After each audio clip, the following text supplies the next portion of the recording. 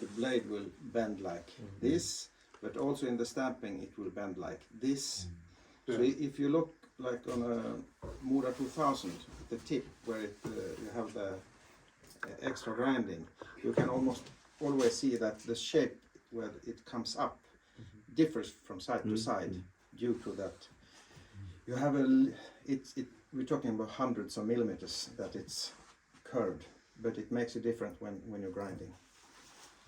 There's no way to flatten them out before you do it, or it's too expensive to do. Yeah. No, it's not possible actually, because it's hard to get that away. Then you have to flat grind them. Yeah. And then you lose material, so yeah. The flat side on the Mora 2000 is not worked on. That's the surface that is comes with a coil, steel coil. Yeah. It's just polished and buffed. Now, I usually grind away from it, but it's easier and less dangerous because you have to put pressure on this now. So I keep it here on the ledge. Oh, use a chair. I thought it was like a little something else. We can continue. We might have to pick you up there. Some grinders say you have to grind towards or away from the edge. I don't think it matters. It could matter because if you have dirt coming in with you. But either way, the way you're most comfortable, you get skilled in. So I wouldn't mind if you use it in one or the other way.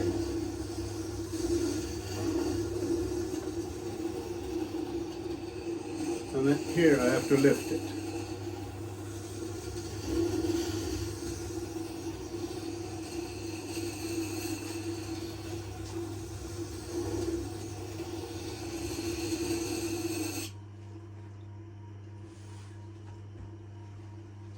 So now everyone can see it.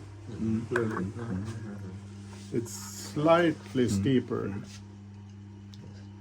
but the stone is a bit rounded on the outer part there. You see. So that's why I don't touch. Yeah. Yes. It's like this.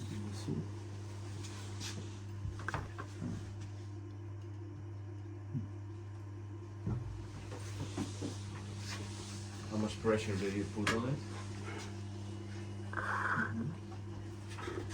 A little, but it's important that I keep it In the same way. Yeah. on this ridge here. Otherwise, it's easy that it moves away from this part. Yeah. So basically, the pressure is more to keep it in place and keep it in the same. Yeah, but I need Position. some pressure also down on the stone. Yeah. So. Yeah. Back in the days when we had the big stone,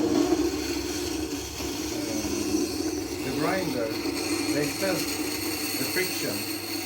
So if the steel was too soft, it didn't bite. You almost can't go away over the stone with the. Especially with the laminate, because it picks up in the iron part, Yeah. and that's when it's soft and it goes with the grinding wheel. So, And means that you need to have a stone that works on both skills. In the older days, when we had natural stones, they didn't get the jobs done because you had to work a lot. That's why people tell you, you can't grind with stainless steel. And it has more to do with the stones that were used. The medium used, if you use aluminum oxide, Yeah, it's softer than the chromium oxides on the steel. So Yeah. you need diamond or yeah. But some stone, this stone is, I think it's aluminum oxide stone. But the composition also is important between how the stone has been made. and if we look back in the days when we used natural stone, yeah, clay. the stones were very different from place to place. Yeah. We started, when they started the factories, they used stones from Orsa. Mm-hmm. And they were, It's that's a a sandstone, It's a sandstone. more or less red sandstone. They call it a lazy Oshaga. If It didn't work as good as no, and we if used you to had started a with Gotland stones on the Gotland island, where there's a calcium ground more, and that one worked. Osha is a village outside of Mora. Yeah. So they wanted to use the local stone, but they call it lazy. Man. It was lazy. It didn't work. No. And if you had a good hardness, so the blade was hard, then you wore more out of the stone than you worked on the blade.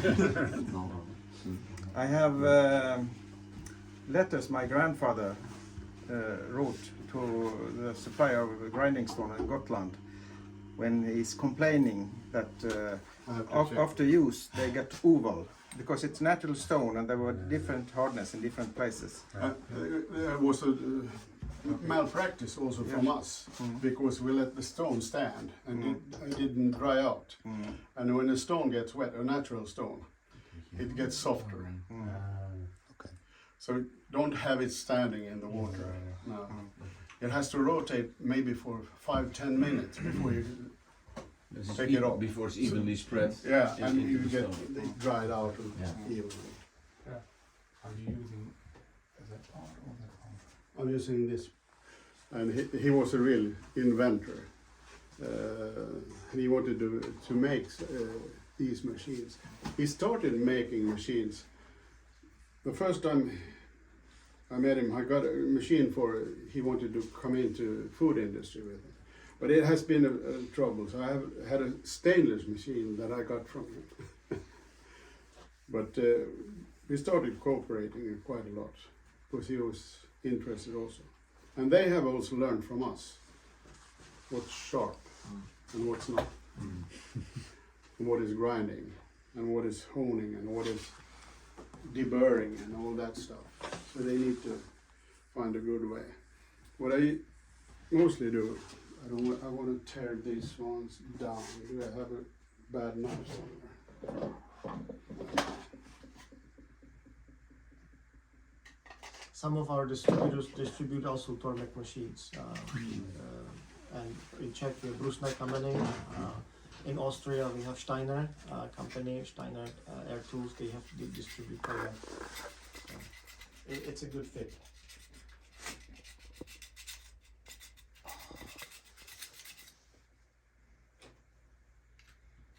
In Sweden or Scandinavia, I know a lot of moose hunting teams get their own machine. Yeah. But they're useful for a lot of stuff. They even grind axes on it. It's a tough work, but you can do it. I want to flatten this down because when it's new, it's a bit too coarse for me.